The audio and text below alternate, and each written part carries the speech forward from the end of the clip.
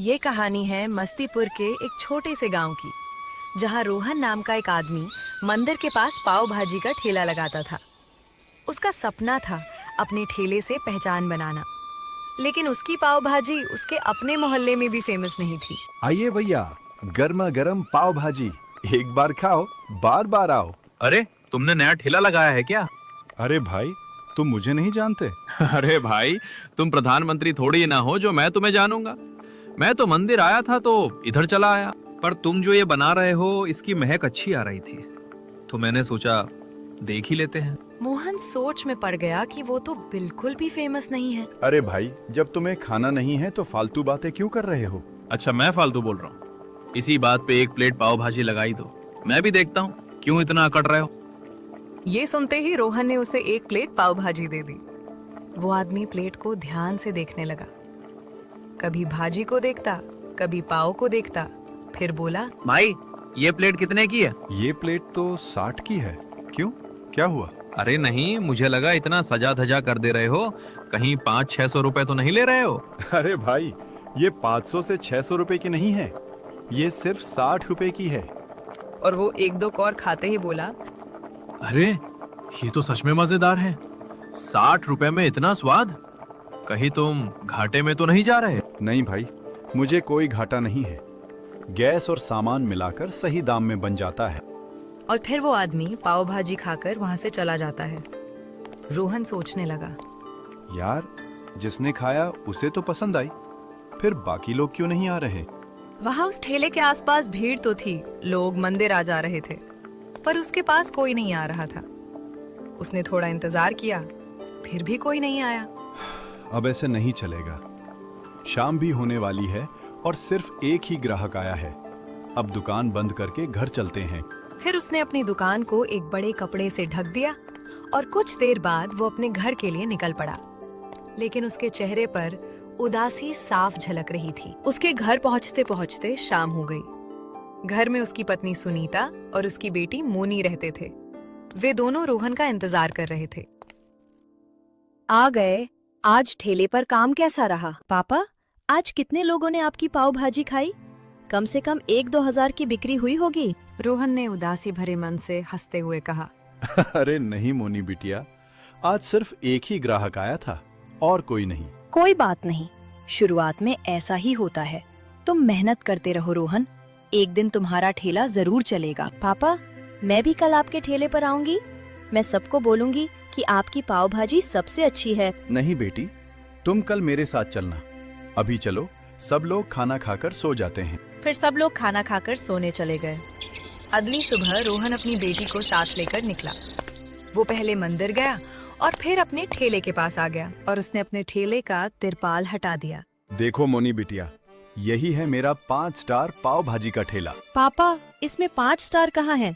मुझे तो एक भी नहीं दिख रहा। अरे ये दिखते नहीं हैं, फील होते हैं। अब मैं ठेले पर जाता हूँ, तुम इस पेड़ के पास बैठ जाओ। और फिर रोहन अपने ठेले पर आ गया और मोनी उस पेड़ के पास बैठ गई।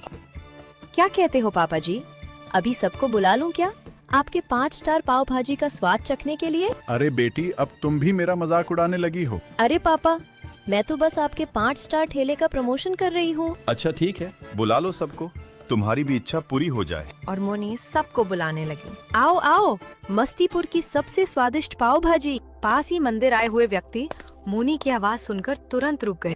अरे उस बच्ची को देखो, कितनी तेज आवाज में क्यों बुला रही है? अरे देख नहीं रहे हो, वो बच्ची पाव भाजी के लिए बुला रही है। पर यार वो इतना क्यों चिल्ला रही है, ये तो मुझे भी नहीं पता। चलो भाई, बच्ची इतना बोल रही है, एक बार ट्राई कर लेते हैं। और वे दोनों रोहन के ठेले के पास उस बच्ची के पास पहुंच गए।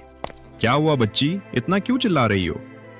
और कोई तो पूरे बाजार में ऐसे चिल्लाकर नहीं बुलाता। क्योंकि आप लोग सुन नहीं रहे थे। अच्छा, तो अब हम आ गए हैं, क्या मिलेगा? मस्तीपुर की सबसे स्वादिष्ट पाव भाजी। अच्छा, इतना भरोसा है? हाँ, मुझे अपने पापा पर भरोसा है। अगर 100% नहीं पसंद आई तो पैसे वापस। मोहन भी हैरान था कि ये कब हुआ। बुलाने पर लोग तो आ जाते हैं, पर अगर पसंद नहीं आया तो पैसे वापस। रोहन बोला, अरे भैया, ये सब मेरी बेटी का आइडिया है, आप बस खाकर देख लो, पैसे वापस देने की नौबत ही नहीं आएगी। हाँ अंकल, अगर अच्छा नहीं लगा तो पैसे वापस, और अगर अच्छा लगा तो अपने दोस्तों को भी लेकर आना। अरे ये तो छोटी उम्र में ही बड़ी बिजनेस वाली बात कर रही है। वैसे बेटी, तुम बात बहुत अच्छी करी हो। हाँ वो तो है। और फिर वो दोनों मोहन के ठेले पर आ गए। चलो भाई, अब इतना सुन लिया, अब टेस्ट भी कर लेते हैं। बस 2 मिनट भैया, अभी गर्मा गर्म बना देता हूँ। हाँ भाई, जल्दी बना। अब इतनी तारीफ सुनने के बाद इंतजार नहीं होता। रोहन ने उन दोनों को एक एक प्लेट पाव भाजी दे दी और वे दोनों उसे खाने लगे। तभी दूर से एक शहर का आदमी उन्हें देख रहा था और वो रोहन के पास आ गया। उसे देखते ही वे दोनों खाते खाते रुक गए। यहाँ इतनी भीड़ क्यों लगी है? रोहन भी हैरान था कि जहाँ गांव के लोग ही नहीं आते थे, वहाँ अब शहर का आदमी आ गया। जी सर, ये भीड़ नहीं, ये तो पाव भाजी के लिए भीड़ लगी है। अरे सिर्फ पाव भाजी के लिए, वो भी इस ठेले पर? जी सर, एक बार खाकर देख लीजिए, फिर आप खुद समझ जाएंगे। अच्छा ठीक है, लाओ जल्दी से एक प्लेट मेरे लिए लगा दो, क्योंकि मेरे पास ज्यादा समय नहीं है। तो इधर आ जाइए। वो उधर आ गया और रोहन ने उसे एक प्लेट पाव भाजी दे दी। उसने जैसे ही 1-2 और खाए, वो तुरंत बोला, अरे ये तो कमाल है। क्या हुआ सर, ठीक नहीं है क्या? ठीक नहीं? अरे ये तो बहुत बढ़िया है। अब तो मान गए ना साहब। सुनो रोहन, अगर तुम चाहो तो मैं तुम्हारी इस पाव भाजी को पूरे शहर में फेमस कर सकता हूँ। क्या सच में? कहीं आप मजाक तो नहीं कर रहे, ताकि मेरा दिल खुश कर सकें? अरे नहीं भाई, मैं मजाक नहीं कर रहा, मैं सच कह रहा हूँ। तभी दूसरा आदमी बोला, अरे रोहन भाई, इनकी बात मान लो, हो सकता है सच में तुम्हारी पहचान बन जाए। वही पास बैठी मुनी ये सब सुन रही थी।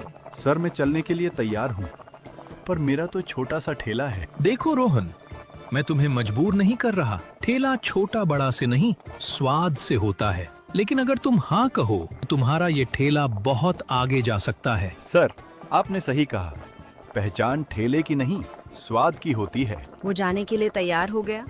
उसने ठेले को कपड़े से ढक दिया और बोला, मैं आपके साथ शहर चलने के लिए तैयार हूँ, मगर मुझे पहले अपनी पत्नी से पूछना होगा, वरना मुझे पीटने ना लग जाए। फिर रोहन और मनी उस शहर वाले आदमी की गाड़ी में बैठकर घर आ जाते हैं।